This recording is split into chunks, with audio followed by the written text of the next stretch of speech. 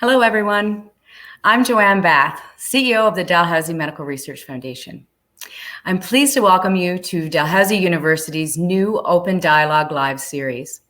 As we all find new ways to stay connected, this series will enable us to bring weekly conversations to our community through Dalhousie experts and focusing on current events.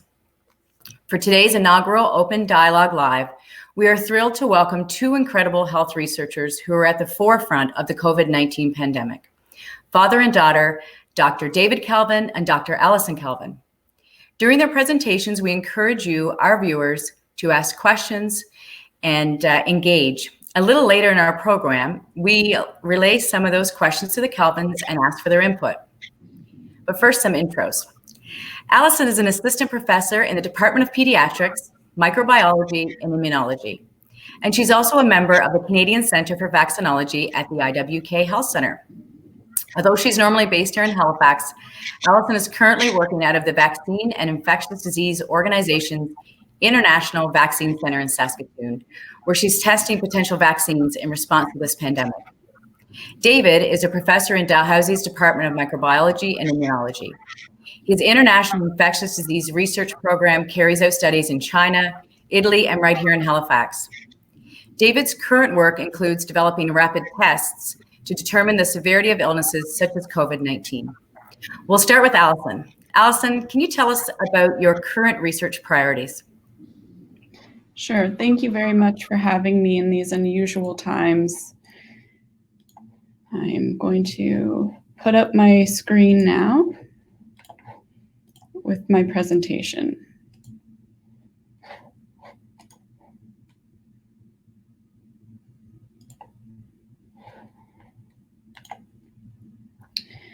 So today I want to tell you a bit about myself and my research program and how I got involved in developing a vaccine for SARS-CoV-2. So I'm an emerging virus researcher, and the focus of my laboratory is to really understand where emerging viruses come from, how they move within the human population, and how they cause disease.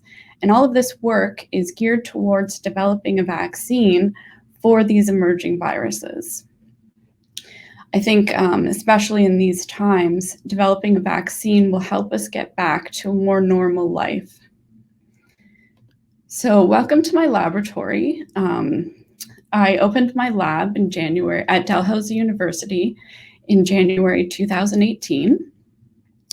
I'm trained to work with highly pathogenic viruses. And I was very proud to bring my technology and my knowledge to Dalhousie University, where I run a research laboratory at the highest containment level possible at Dalhousie. So for example, you can see me here. I established a level 2+ lab where we often wear what we call a PAPR. So this is almost this spacesuit-like suit where I have air, purified air being pumped into the suit to make sure that myself and my workers are not exposed to the high pathogenic viruses that we work with. So pathogenic viruses are rated on a level 1 to 4. And right now I have a level 2+ at Dalhousie. But unfortunately, the SARS-CoV-2 virus, which causes COVID-19, is rated level 3.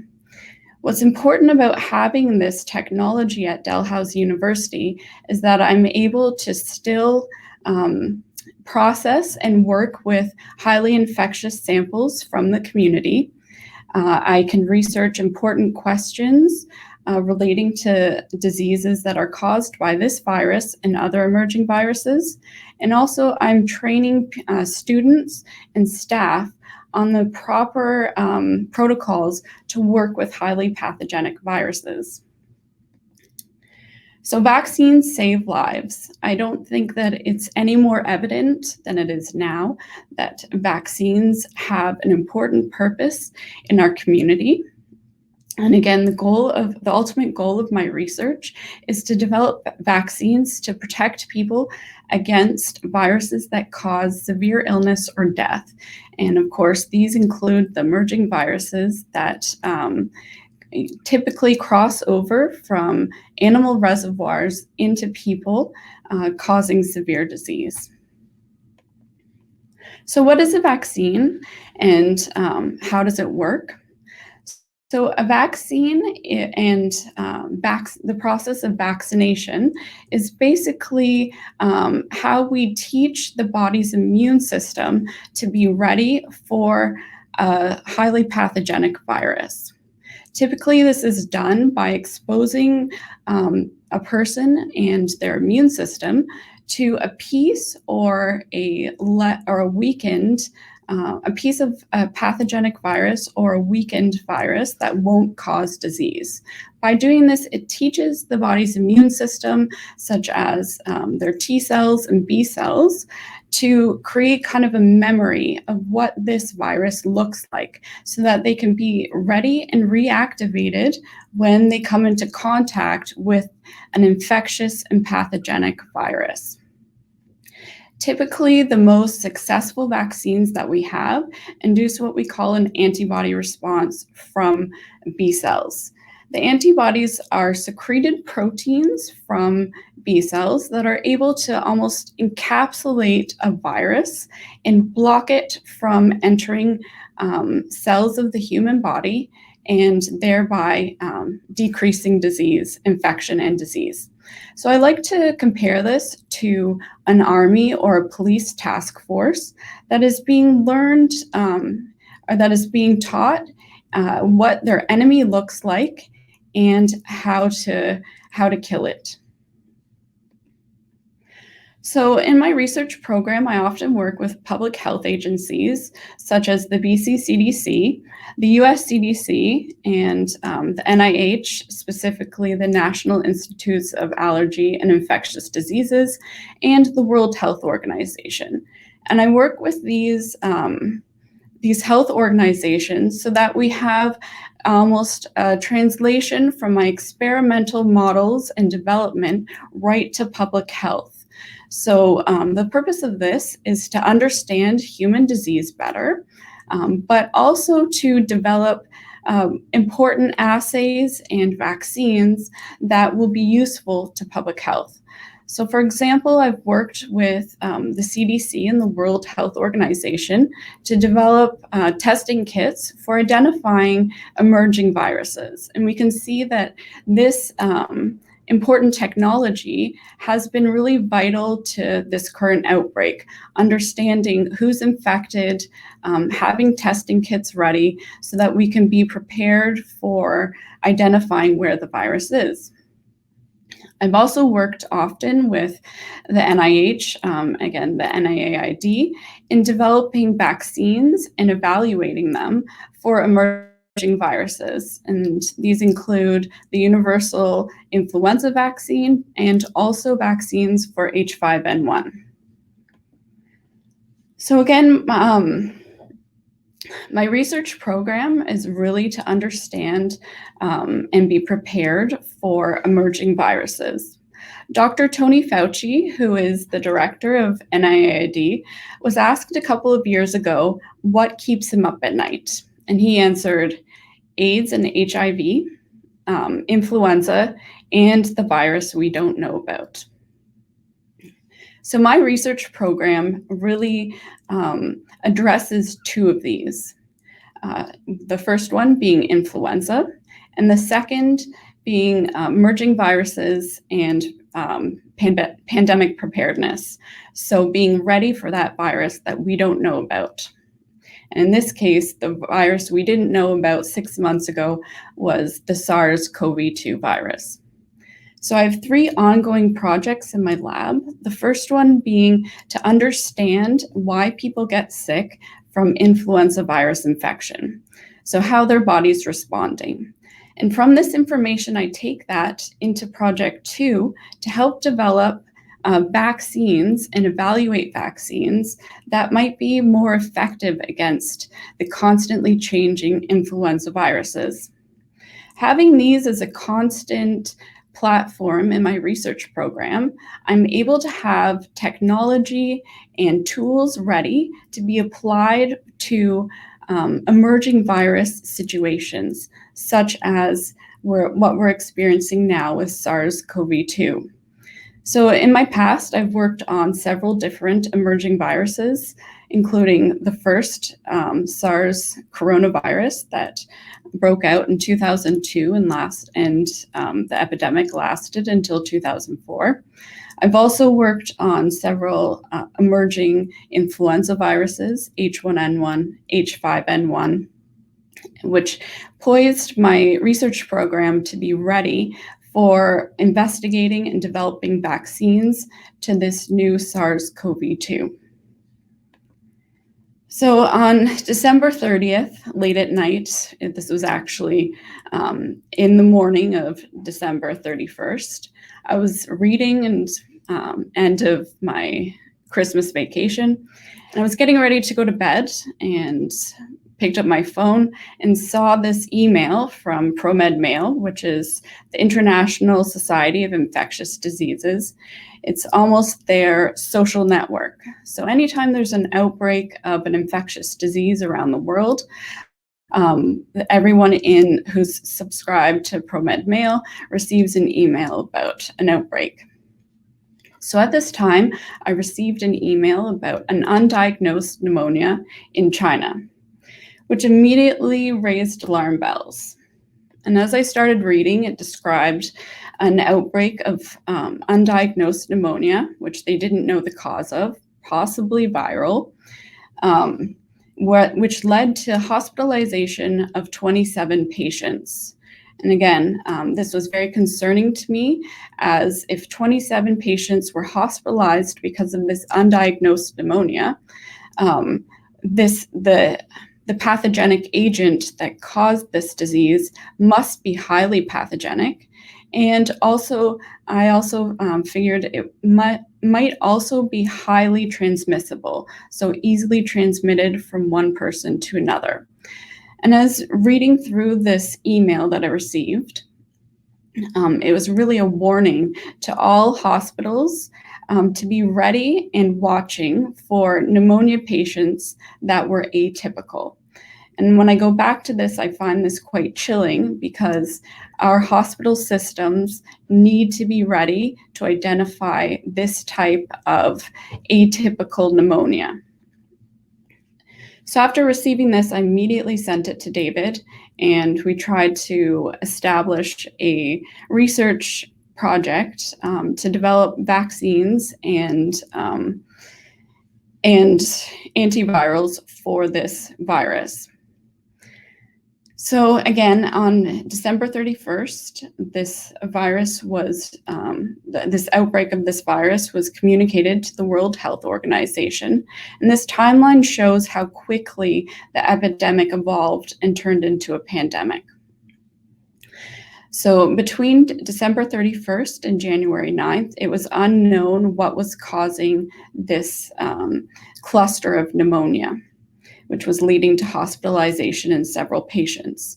But on January 9th, the sequence of this virus was released, and it was confirmed to be a coronavirus, and later on labeled SARS coronavirus 2.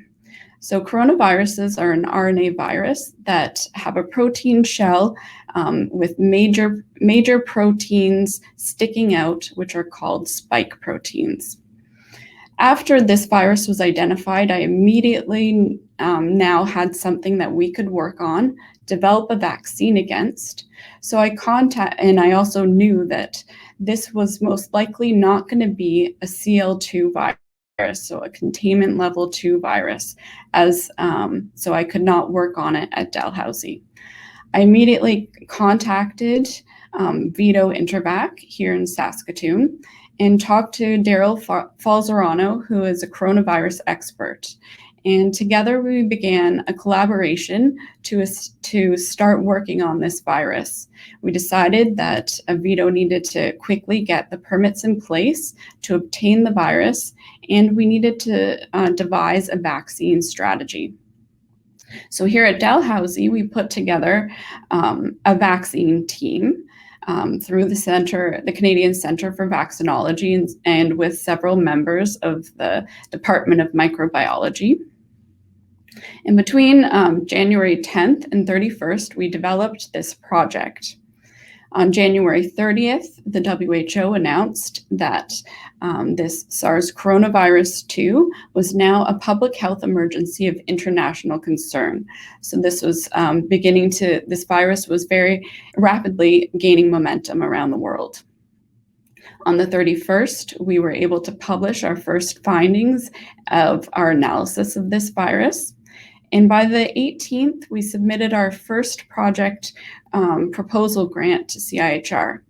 And quickly, by February 24th, my team of my PhD student, Maggie Francis, and my technician, Nick Daw, left Halifax and began working in Saskatoon.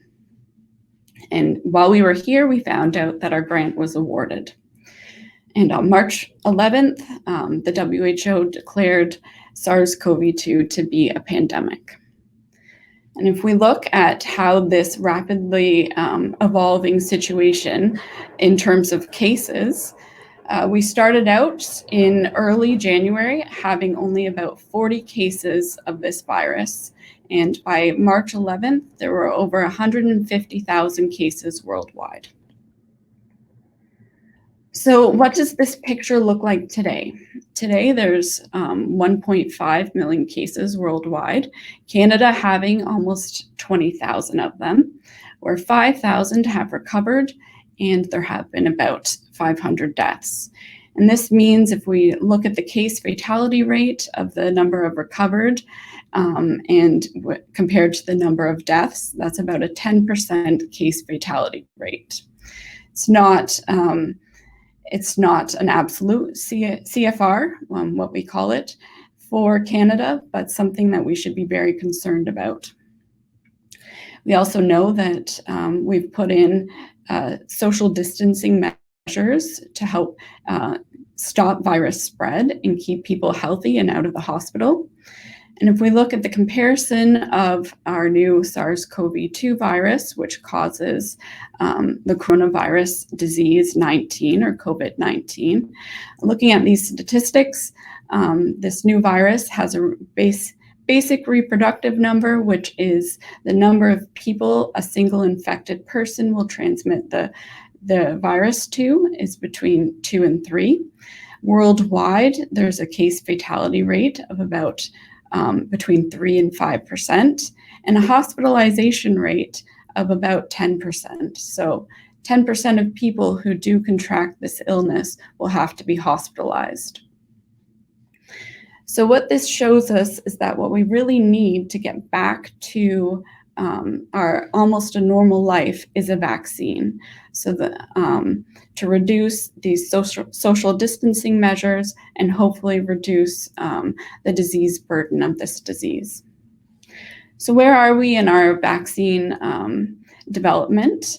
This is our vaccine team that we've put together. We're the Dalhousie COVID-19 Vaccine Rapid Response Team. It includes Roy Duncan, Chris Richardson, and Marianne Stanford. So Roy Duncan has, together we've developed several vaccine platforms. Roy Duncan specifically has developed a DNA vaccine platform with a company called Entos. Chris Richardson, who is an expert on measles vaccines, has started to use his measles vaccine backbone to modify it for the use of creating a vaccine for SARS-CoV-2. And Marianne Stanford at IMV has started creating a peptide vaccine.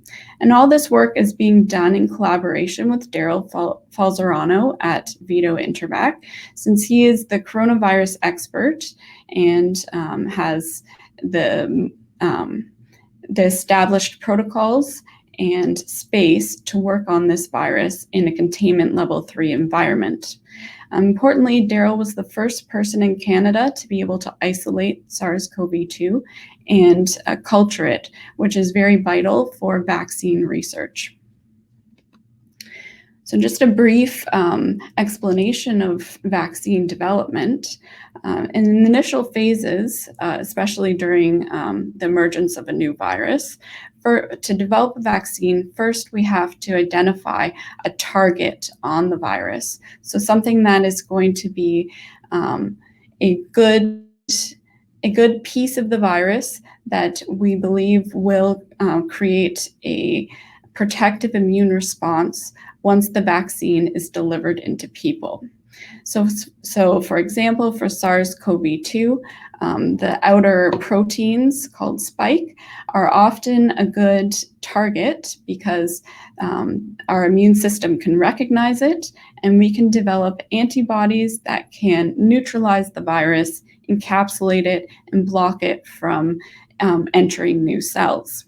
After we have a target, we then have to start to develop this piece of the target.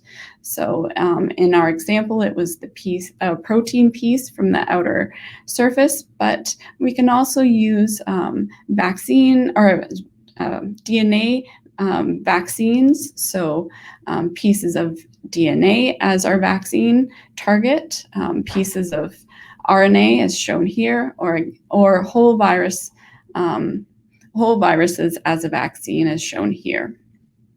So as we're developing this, it must be scaled up for preclinical evaluation in animal models.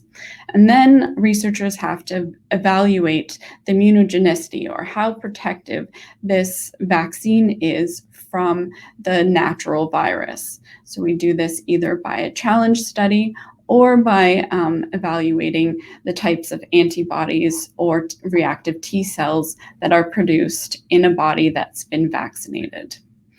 After we've identified a candidate vaccine, this can then be scaled up for human clinical trials. Altogether, typically the development of vaccine takes between 1 to 2 years. But because two of our vaccine platforms, the one that Roy Duncan has with Entos and the one with IMV, since they're collaborations with large companies, these can easily be scaled up for human use.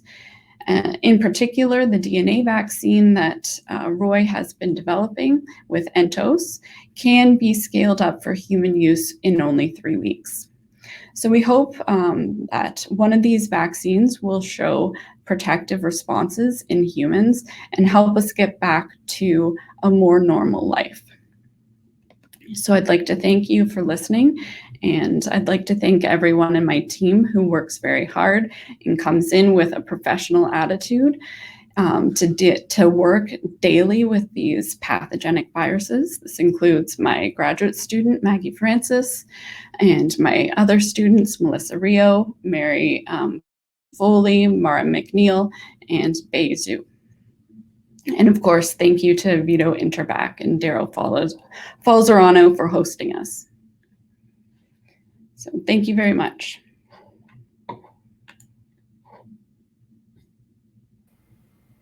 Thank you, Alyson, so much. You're doing incredible work.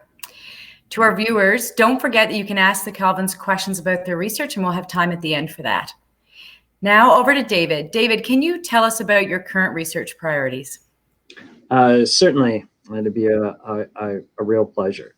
As we see with this recent pandemic, there have been many cases internationally where hospitals are overwhelmed by an enormous surge of patients. And the surge drains all of the resources and forces a decision-making process which is often hurried and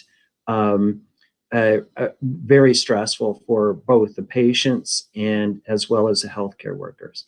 So our objectives have been recently to try and identify a set of biomarkers which could help identify patients who would develop through the course of their illness the most severe outcome.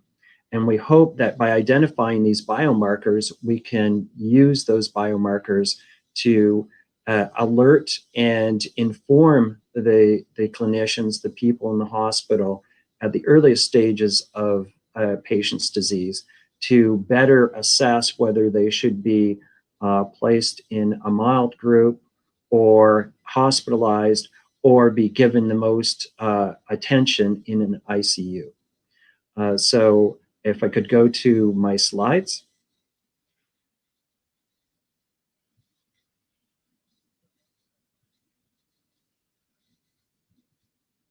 Okay, well, that's all right.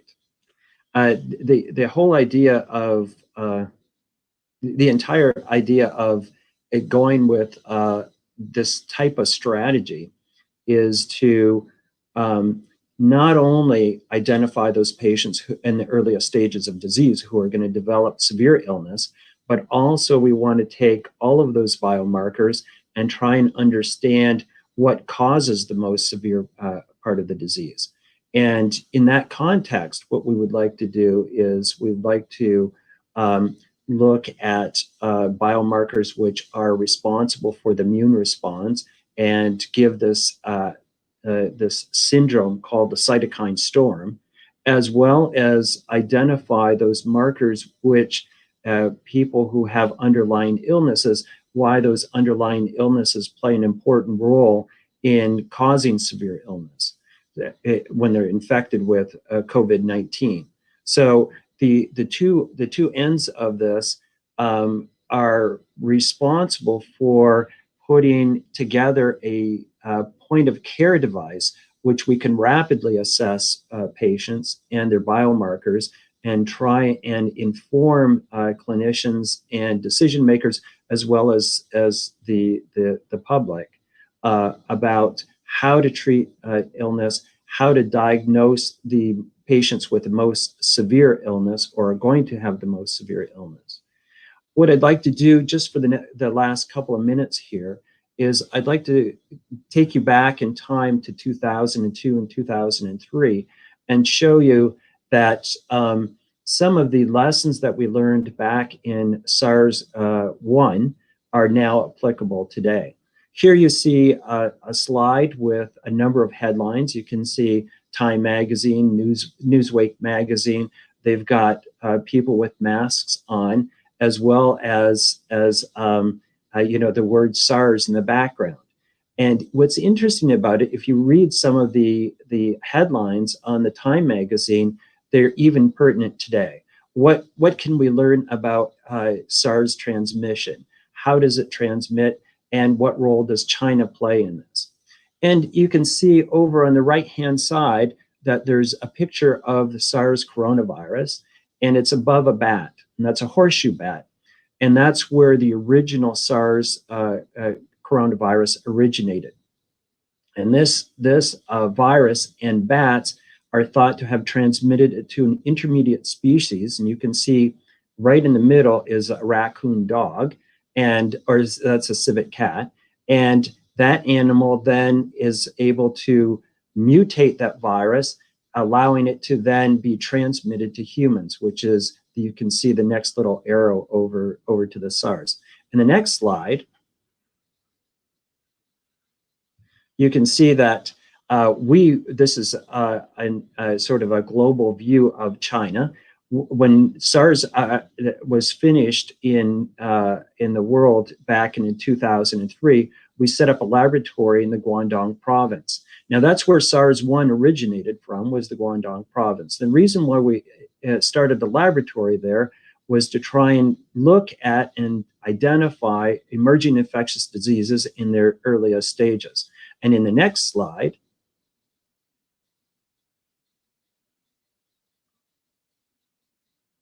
this is a typical, what's called a wet market in China. This slide is actually from about 5 years ago. And on I would walk from my apartment to the laboratory each day, and I would pass through these wet markets. And this just happens to be one of the wet markets where you find many different species all put together. And this is an environment that's very ripe for the transmission of viruses from one species to the next. And by this mixing combination, it allows for different viruses to emerge and come in contact with humans who are going to purchase the animals and eat them later on. And in the next slide, you can see this is the classic outbreak and the beginning of the globalization of SARS-1, where the red box is the where the SARS-1 originated from, the Guangdong province, and a person from there went to a hotel in Hong Kong, and in that hotel there were several other guests who were from around the world, but they all came in contact with this person, and then they left and went back to their various countries. And you can see in Canada, Ireland, the United States, and this is an excellent example of how emerging infectious diseases can originate in one place and disseminate in a very rapid order just through passengers on airplanes and going from one country to the next. In the next slide, this is what our summation of all of the work that we had done back in the early days of SARS. What we were able to do is put together an outline of biomarkers throughout the history of the disease for different patients during SARS way back in 2002 and 2003. And what we can see from here is a summation of biomarkers and cytokines and various immune regulators as they change, either with people who are non-severe SARS patients or severe SARS patients. And in the next slide, we want to take that information and now look at SARS-CoV-2 and see in today's pandemic and epidemic how those markers behave for the most severe and the most mild patients, and see if we can put together a small set of markers which allow us to predict severity of disease.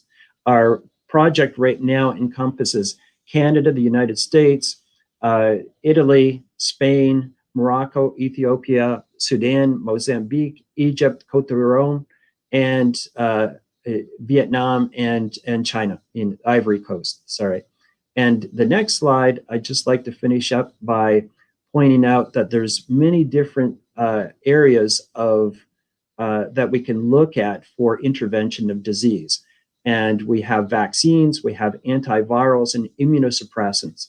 And each one of these agents can be directed at different parts of the pathogenic process, either to inhibit viral production with vaccines and antivirals, or inflammation with immunosuppressive molecules.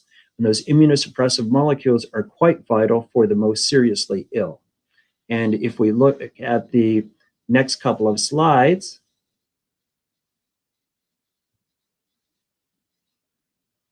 we can see that vaccines target the viruses, and the next slide, the immunosuppressant. Oh, that's good. That's good.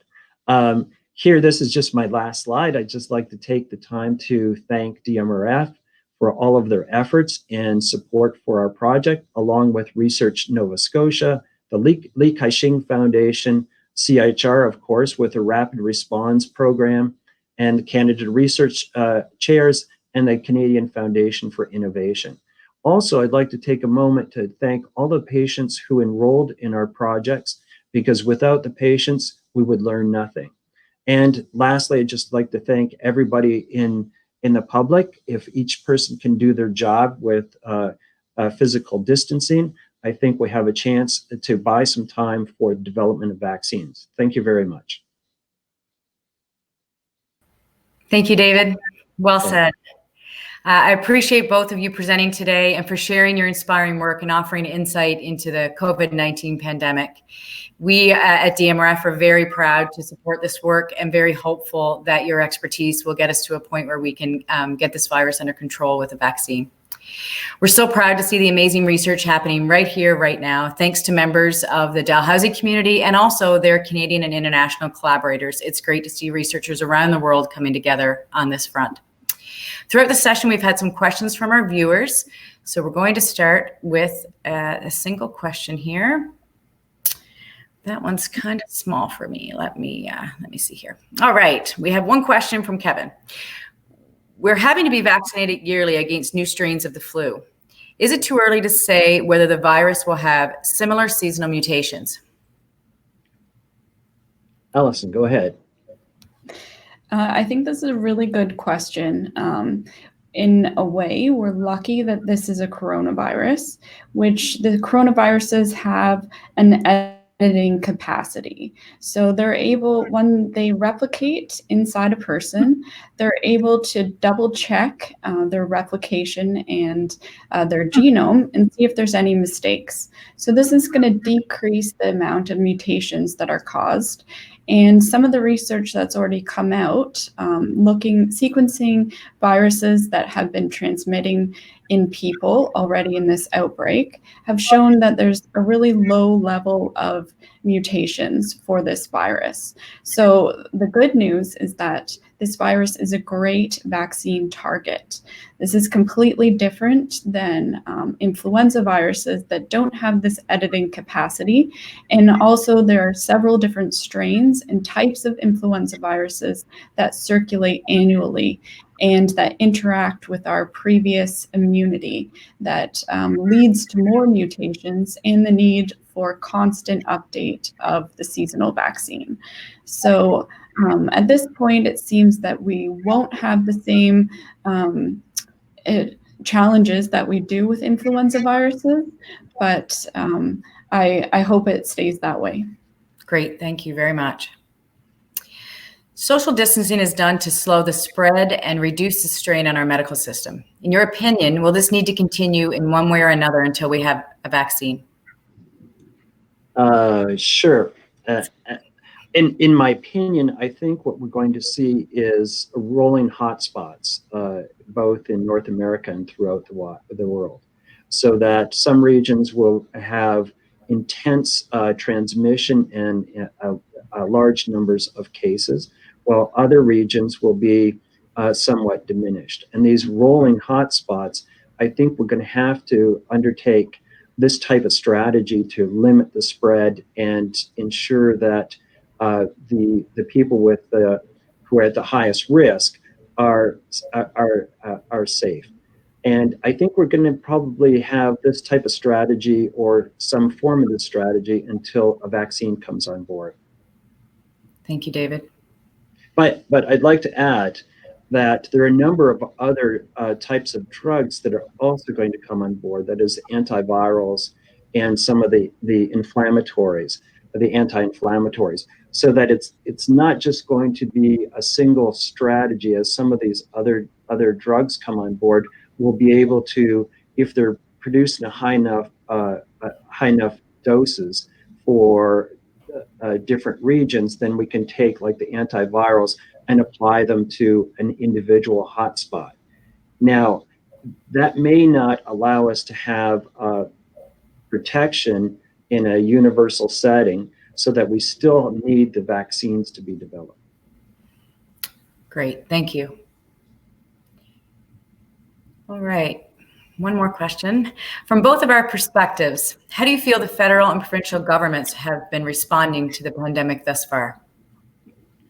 Alyson, I'll let you answer first, and then I'll give my answer. This is truly unusual times. We haven't seen conditions like this at all in modern times.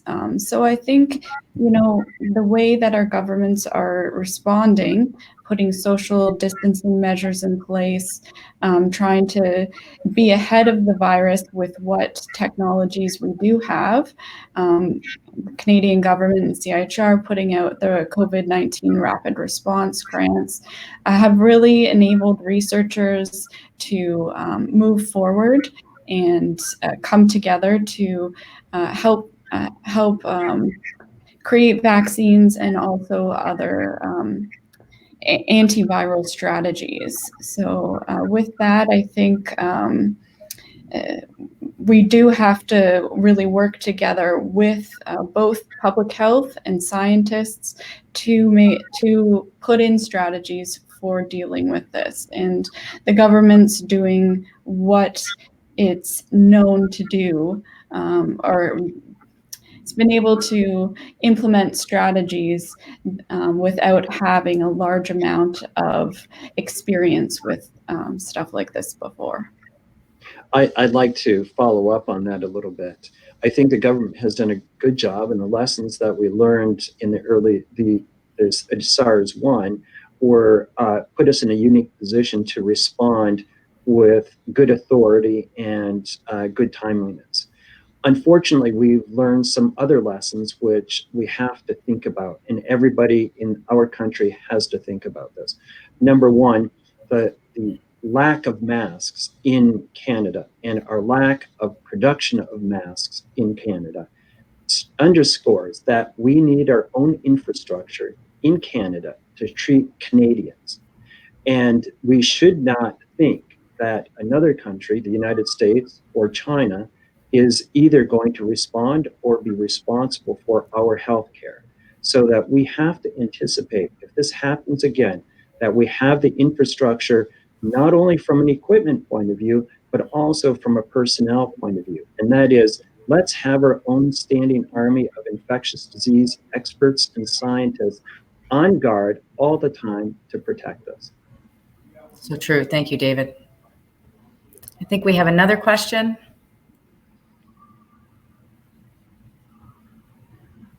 Just waiting for that one to come up for us.